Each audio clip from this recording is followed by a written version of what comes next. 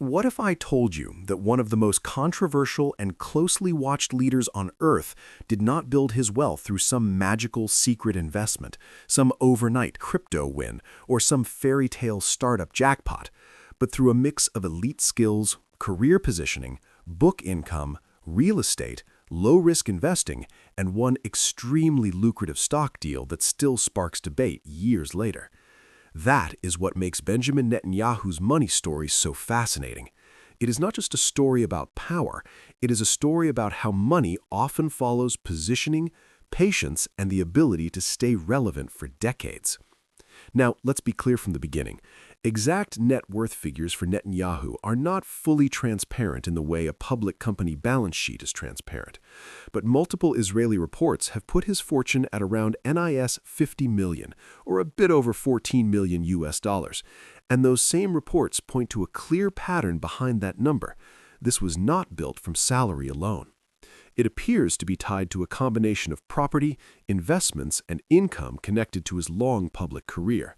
And that matters because the biggest lesson here is not be a politician. The lesson is that wealth usually grows when income, assets, and time start working together. The first piece of the puzzle is skill. Before Benjamin Netanyahu became the Benjamin Netanyahu the world knows today, he built credentials that carried real market value. Public biographies say he studied at MIT, earned degrees in architecture and management, and then worked in the private sector, including at Boston Consulting Group, before later holding senior management roles in industry. That matters financially because high-value skills tend to do something ordinary jobs often do not.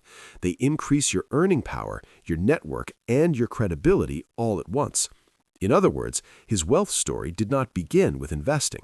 It began with becoming valuable. That is a lesson ordinary people miss all the time. Many people want the investment strategy before they have the income to invest. They want passive income before they build active income. But the money pattern here is almost the opposite. First, build the skill stack. First, become difficult to replace. First, earn trust in rooms where money flows. Then, when opportunities come, you are prepared to use them. Whether you are a freelancer, a salesperson, a business owner, or someone starting from zero, this principle still applies. Your first investment is not a stock, it is your earning power. The second piece is brand. Netanyahu did not only operate as a politician. Over time, he also became an author and public figure with a marketable voice. Simon & Schuster says he has published 5 previous books before his later memoir, which means he turned ideas, reputation, and public visibility into intellectual property. That is another money lesson most people underestimate. A strong personal brand can become an asset. It can lead to book royalties, speaking opportunities, consulting, media relevance, and influence that compounds for years. In finance, people talk endlessly about capital, but reputation is a form of capital too, sometimes a very profitable one. And then there is real estate, which appears to be one of the clearest pillars of his reported wealth. Israeli financial reporting has described a luxury villa in Caesarea, a duplex penthouse on Jerusalem's Gaza Street, and a partial ownership stake in a family property in Jerusalem's Kadamon neighborhood. One report said the Caesarea villa was acquired in 2002 for about $1 million and was later estimated around $20 million, while the Jerusalem penthouse was estimated around $10 million. Whether those exact valuations have changed since then is less important than the pattern itself. Prime property, held over time, can become a massive store of wealth. That is not flashy, it is not viral, but it is how a lot of real fortunes are built. Now, that does not mean the average viewer should run out tomorrow and buy an expensive house. That is not the lesson. The lesson is deeper than that. Wealth loves assets that can survive time. Good real estate in the right location can do that. So can a disciplined retirement portfolio. So can a business with stable cash flow. The question is not, can I copy his exact asset? The real question is, am I slowly buying things that can become more valuable while I sleep? That shift in thinking can change a person's life. Another important part of Netanyahu's reported finances is something far less glamorous and honestly far more useful for ordinary people. According to a Times of Israel report citing financial declarations, most of his overseas investments were managed through UBS Private Wealth Management and were largely placed in U.S. government bonds, with income from those holdings reported in 2017 and early 2018. Read that again. Low-risk investments, not moonshots, not lottery ticket trades, low-risk instruments. That may be one of the strongest personal finance lessons in this entire story. When people already have meaningful wealth, many of them do not chase excitement. They protect capital first. This is where many viewers can make a powerful change in their own lives. Stop thinking every investment needs to be thrilling. Boring is beautiful when it works. A systematic investment plan, a retirement account, high-quality index funds, government bonds for stability, cash reserves for emergencies. These things do not look exciting on social media, but they are often the foundation of real financial peace. The point is not to impress strangers. The point is to build a life where one bad month does not break you. Now we come to the most dramatic financial episode publicly linked to Netanyahu, the Seadrift share deal. Public reports say he bought shares in a company tied to his cousin, Nathan Milikowski, in 2007 for roughly $500,000 and sold them in 2010 for about $4.3 million, a gain of more than 7 times the original investment. That single transaction became one of the biggest talking points around his personal finances. It also drew heavy scrutiny. Later, Israel's Attorney General said he would not pursue a criminal investigation into that share deal because of a lack of evidence. So, whatever people think about the ethics or optics of it, the financial result itself is obvious. One well-timed equity investment can reshape a balance sheet. But here's the lesson viewers need to hear carefully. The takeaway is not, go find a highly connected deal and get rich. Absolutely not.